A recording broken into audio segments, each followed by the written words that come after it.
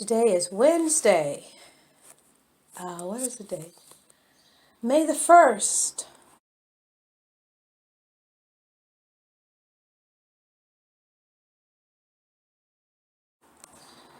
(2019), and I am in Paris still. Have been here since last week. And, oh my, it's just been a wonderful, wonderful experience. I can't explain how great it's been. Partly because this is a gift. I know I've got the room all messy now, but this room is a gift from Nita.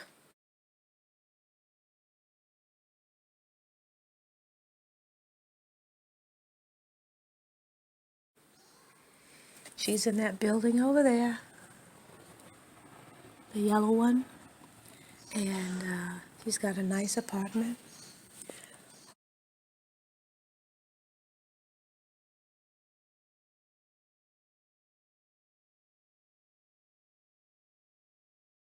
But this is just wonderful.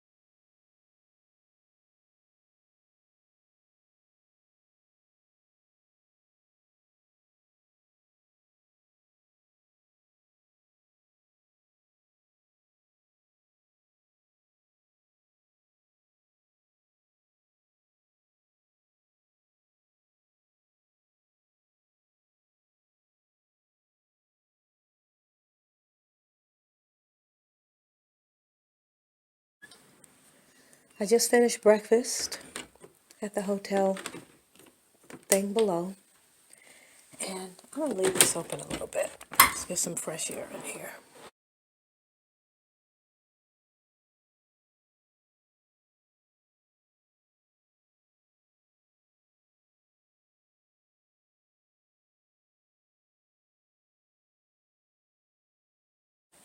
But I am still feeling so very blessed. Last night, Nita and I went back to the home of the woman who who held the event for my thing. That event was fantastic. Let me put you here on the radiator. See if that works. Okay, maybe it won't. How about here? I don't know if you can see me, but that event at her house was fantastic. I wrote a speech on the way over. Before I came, while I was at the airport, I did write the speech and felt good about it. I actually prayed about it first. I really did. And that prayer worked. It brought words to me that created what I think is a cute little package of describing how sisterhood is like motherhood, like sisterhood. And the group being Sister Circle, my giving that definition, I think it worked. And the reaction from the audience members was very reassuring. And in the audience you had the daughter of Richard Wright, a granddaughter of Richard Wright. Richard Wright, who moved to Paris back in the 1940s or 50s. I want to say 50s, but I'm not sure.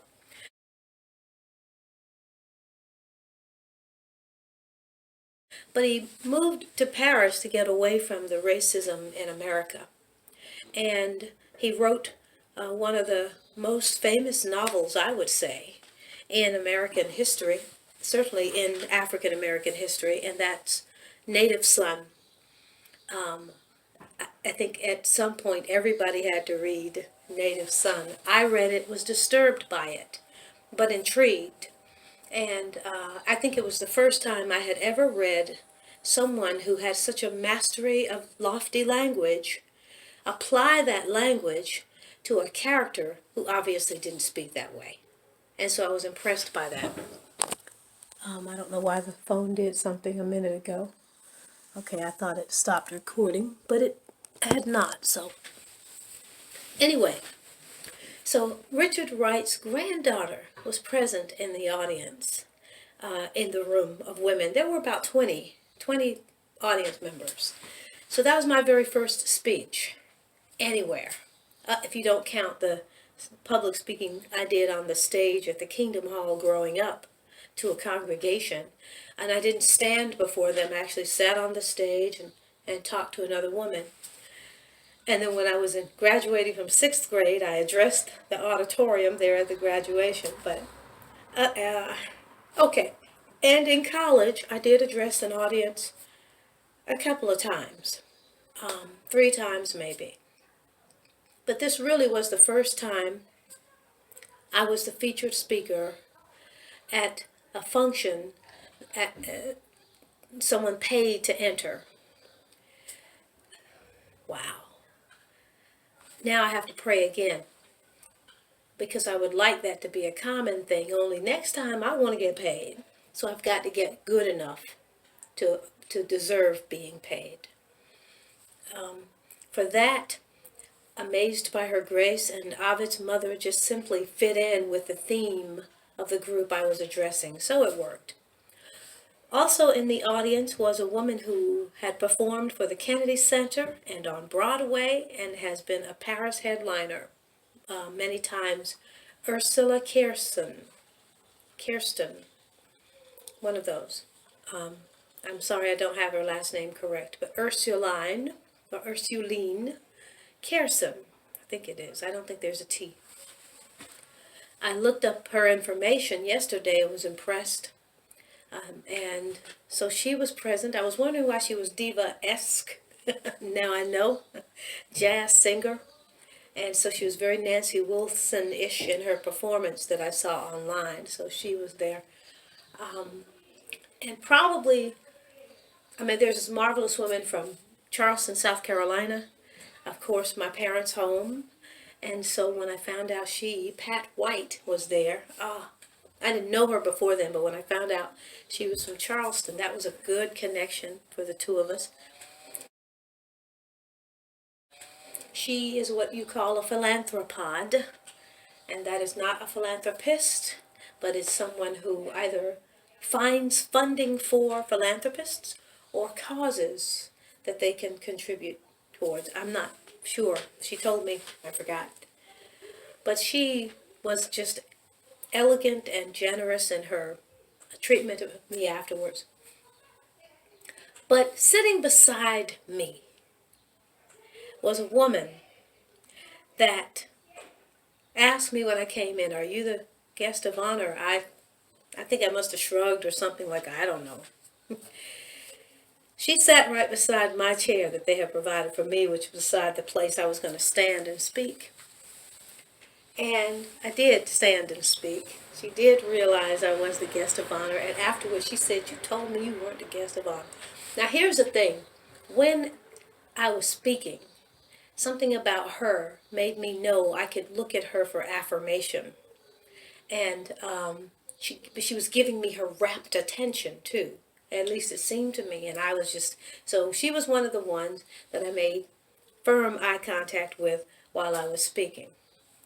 After my speaking and reading, the group erupted in a dialogue, a discussion about racism in America, black women, etc. Now we had some white women present there who were expatriates, or who were, I don't know that they're expatriates. I don't know that I like that expression for everyone who's in Paris. If I moved to Paris, I wouldn't be an expatriate. I would remain a patriot. I love America. I love the United States. I don't like everything my government does, at home or abroad, but I love the people who form the United States. Wonderful, beautiful, marvelous people. Hardworking, good-hearted, And yes, you do have a great amount of people who are not those things, but that I would argue is everywhere. At least I think it is. In the United States, I just think there's a high level of selfishness. But when I was traveling on the ground across the country, I met so many wonderful people. And that's what I cling to. But anyway, there were white women there, and they are what the group calls allies if they join. So it was an intense discussion. I tried to remain silent because I know I don't hold views that are typical for African Americans. But I finally was, not able to agree with the consensus that America is just big racist place that hates all black people and you're a victim and you watch out your back. No. I mean, so I get evidence to the contrary every single day. But I was the speaker there. I was the guest. I do want people to buy Amazed by Her Grace. So I was, I think, mild in what I said in opposition to the consensus. And the woman sitting next to me, boy, she was ready to go. She was ready to. And so we butted just a little bit, just gently, as I did with the host, in our opinions, I mean. Afterwards, she came up to me and I said, "What is your name?" And she says, "Audrey." I said, and she says, "I used to work for Essence, or I'm with it." I said, "Is it Evans?" She said, "Edwards." I said, "Oh, I was supposed to work with you."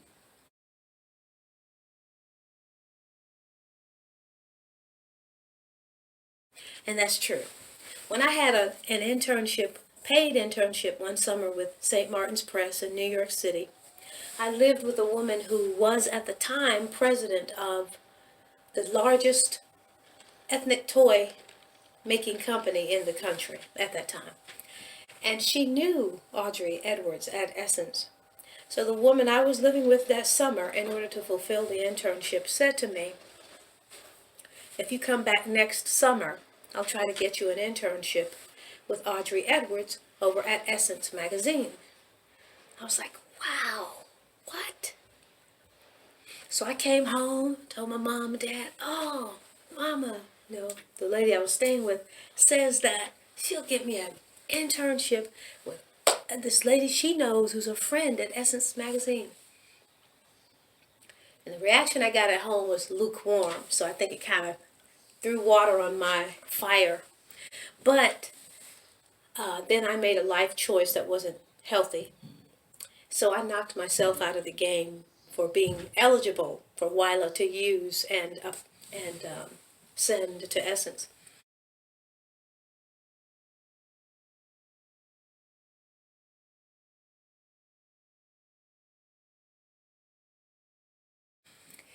So it's just so funny that the woman that I connected with during my lecture and that I almost butted heads with after the lecture, and not really butted heads, I wasn't confrontational Janet as I can be. I'm ever mindful that my fiction is more important to me than my opinion, social, political opinion. So I wasn't, but it doesn't take a whole lot, to step on the toes of African Americans if you are conservative in your point of view. And I am. So even a gently conservative point of view, voiced in a room full of black women, can raise the hackles of some of them.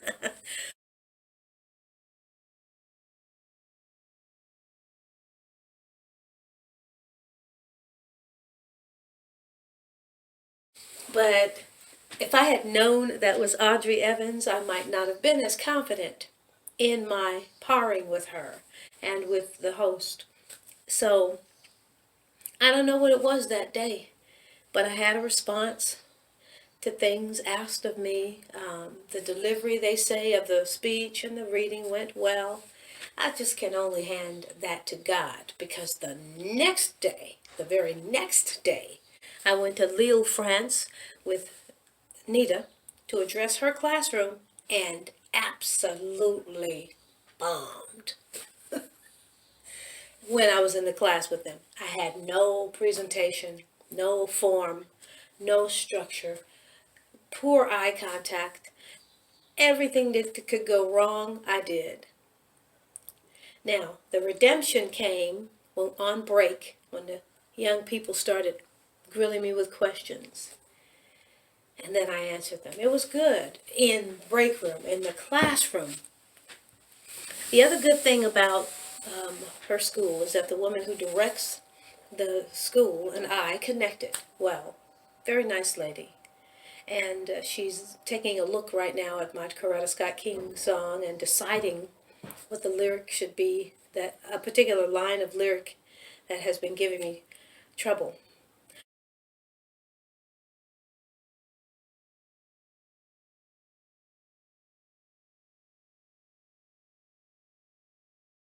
So that went well, and she invited me to come back anytime. So I hope she meant that. I think she did. So I didn't bomb as bad as I thought. Nita is going to propose that I be the one to teach English to the young people there, but we'll see. At any rate, I am immensely pleased to be here. Didn't mean to go this long, but I wanted to fill you in. Oh, this is really why I turned the thing on. Last night, Nita and I returned to the home of the woman who hosted Sunday's event, Kathleen. Oh, we had such a good time. It was so powerfully spiritual. It was so sisterly magnificent. She lives there, and then the daughter of a diplomat. Beautiful young girl who just captured my heart. She's 33 years old. And just tall, elegant, yeah, beautiful black skin. She came home, the house share, and cooked. We had penne pasta with olive oil, of course. We had an omelet unlike any I'd ever had. And it had a few cranberries in it. It was excellent. And we had string beans and tofu and mushroom mix. And all of it was just excellent. Just excellent. So, and then we danced, put on belly dancing things, put it around our hips and shook. I don't dance, so that was pretty funny. I even had champagne, and I don't drink, but I had champagne, and I had red wine, and a little bit of each. And I woke up this morning, no congestion, nothing. Actually, I feel really good. So maybe it's just American wine that made me congested a long time ago. I don't know, but I actually enjoyed, and even sipping it wasn't bad at all. I never liked the taste of wine or alcohol, but it was good last night. And so, I mean, it's just been wonderful. Everything has been fantastic. I thank God for everything, everything. And, you know, for that reason, I'm trying to be a good girl. It ain't easy sometimes.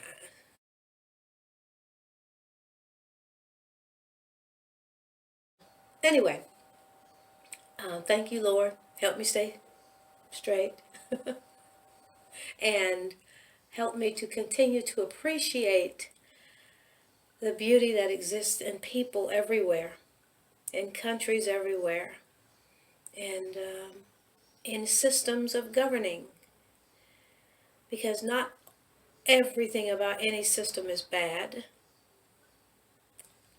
and not everything about any system is good. There is always a mix. Help me to appreciate the good.